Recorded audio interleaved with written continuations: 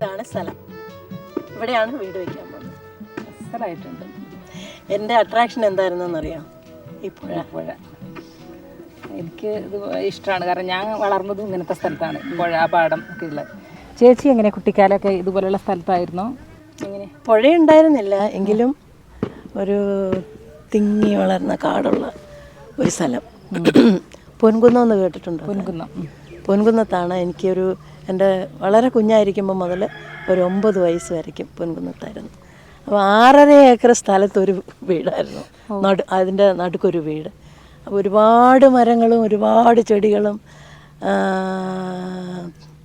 തെങ്ങും പിന്നെ റബ്ബറും കാപ്പിത്തോട്ടവും ഒക്കെ ഉള്ളൊരു സ്ഥലമായിരുന്നു. എനിക്കെന്തോ കൊച്ചിലെ മുതൽ പ്രകൃതിയോടൊക്കെ ഭയങ്കര ഇഷ്ടമാണ്. ഞാനിതൊന്നും ആരോടും പറഞ്ഞിട്ടില്ല കേട്ടോ, ആർക്കും അറിയില്ല എന്ന് തോന്നുന്നു. അല്ലെ, എനിക്ക് പ്രകൃതിയോടൊക്കെ ഭയങ്കര, ഞാനിങ്ങനെയൊക്കെ നോക്കി നോക്കി നടക്കുമായിരുന്നു പറമ്പിലൊക്കെ. ഭയങ്കര ഇഷ്ടമാണ്. വീട്ടിൽ നിറഞ്ഞ കുടുംബമാണോ അതോ കുറച്ച് ആൾക്കാരെ ഉണ്ടായിരുന്നു? അയ്യോ ഇല്ല, ഞങ്ങൾ 7 മക്കൾ തന്നെ 7 പേരുണ്ട്, അച്ഛൻ അമ്മ. പിന്നെ പക്ഷേ ഞാൻ അവിടെ താമസിച്ചിരുന്ന കാലഘട്ടം എന്ന് പറയുന്നത് എനിക്ക് 1 വയസ്സ് മുതൽ 9 വയസ്സ് വരെ അവിടെയാണ്. പിന്നീട് അറിയാമല്ലോ തനിക്ക്, ഞാൻ അഭിനയമായിട്ട് വന്ന ആളല്ല, പാട്ട് പാടാൻ വന്നാണ്.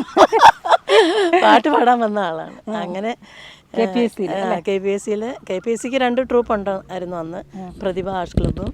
അത് സത്യത്തിൽ പണ്ട് നമ്മുടെ PG ആൻ്റണിയുടെ കയ്യിൽ നിന്ന് KPSC-ക്കാർ വാങ്ങിയതാണ്. അപ്പോൾ അവിടെ പാടാൻ ആളിനെ തേടി വന്നതാണ് ദേവരാജൻ മാഷും ശങ്കരാടിയും അവരും ഇവരുമല്ലോ. അങ്ങനെ ആരോ പറഞ്ഞു കേട്ട് കൊച്ചിലെ 11 വയസ്സിൽ അരങ്ങേറ്റമൊക്കെ കഴിഞ്ഞായിരുന്നു. അപ്പം ഒന്നും അറിഞ്ഞുകൂടല്ലോ, അപ്പോൾ തകർത്തടിച്ച് പാടി. അപ്പോൾ എല്ലാവർക്കും ഭയങ്കര അഭിപ്രായമായി. അങ്ങനെ വന്നതാ, പാടാനായിട്ട് വന്ന് ഹീറോയിനെ അന്വേഷിച്ചിട്ട് കിട്ടിയില്ല. അന്നും ഇച്ചിരി തടിയൊക്കെ ഉള്ളത് കാരണം എല്ലാവരും കൂടെ പിടിച്ച് ഹീറോയിനാക്കി. അങ്ങനെയാണ് അതിൻ്റെ ക്രെഡിറ്റ് പാവം ബാസിയാശാനായിരുന്നു. അദ്ദേഹം അഭിനയം പറഞ്ഞു തന്നത് തോപ്പിൽ ബാസിയാണ്. പാടിയ പാട്ട് ഓർമ്മയുണ്ടോ? അപ്പോൾ മൂലധനത്തിലെ ഒന്നും ഓർമ്മയില്ല. മൂലധനമായിരുന്നു ആദ്യത്തെ പാട്ട്. നമുക്ക് പാടാം കുറച്ച് കഴിഞ്ഞിട്ട്. പാട്ടൊന്നും പാടാൻ വയ്യടോ, ശബ്ദമൊക്കെ പോയി. ആ പാടുന്നതിൽ കിട്ടുന്ന സുഖമാണോ അഭിനയിക്കുമ്പോൾ ഉള്ള ഏറ്റവും ഇതായി തോന്നിയിട്ടില്ല? രണ്ടും ചെയ്തുകൊണ്ട് എൻ്റെ ആഗ്രഹം മുഴുവനും പാട്ടുകാരിയാവണം എന്നുള്ളതായിരുന്നു.